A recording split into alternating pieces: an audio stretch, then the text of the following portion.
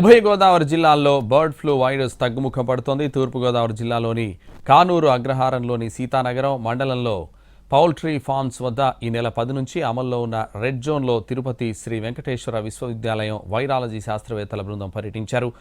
Bird flu virus అదుపులోనే ఉందని, కోళ్ల ఫారాల యజమానులు జాగ్రత్తలు పాటిస్తే త్వరలోనే నియంత్రణలోకి వస్తుందని చెప్పారు.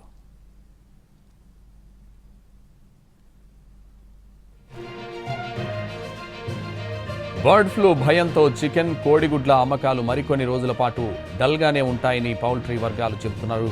అయితే ఇప్పటికే లక్షల సంఖ్యలో కోళ్లు చనిపోయిన కారణంగా మార్చి తర్వాత కోడిగుడ్లు, చికెన్ ధరలు పెరుగుతాయని అంచనా వేస్తున్నారు.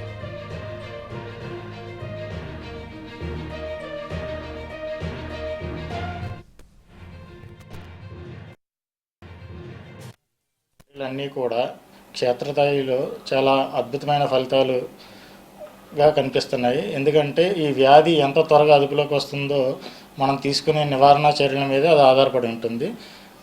దానికి తోడుగా మనకి అక్కడ పనిచేసే వర్కర్లు ఎవరైతే ఉన్నారో కోళ్ల ఫారాల్లో వాళ్ళు ఎటువంటి జాగ్రత్తలు అయితే తీసుకోవాలి అంటే వాళ్ళు బయట నుంచి కోళ్ల ఫారాలకు వెళ్ళేటప్పుడు, కోళ్ల ఫారం నుంచి బయటకు వచ్చేటప్పుడు వేరువేరు దుస్తులు ధరించాల్సి ఉంటుంది.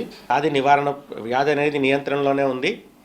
కాకపోతే ఈ చర్యలు ప్రజలు, రైతులు మరికొన్ని రోజులు అప్రమత్తంగా ఉండి పశు వైద్యాధికారులు వారి సూచన మేరకు అన్ని పాటించి వారు అడిగిన సమాచారం ఖచ్చితంగా ఇస్తూ ఉండాలి.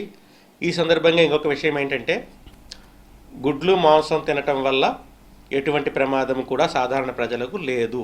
ఎందుకంటే వ్యాధి గుర్తించబడిన ఫారాలన్నీ మూసివేయబడ్డాయి. అక్కడి నుంచి ఎటువంటి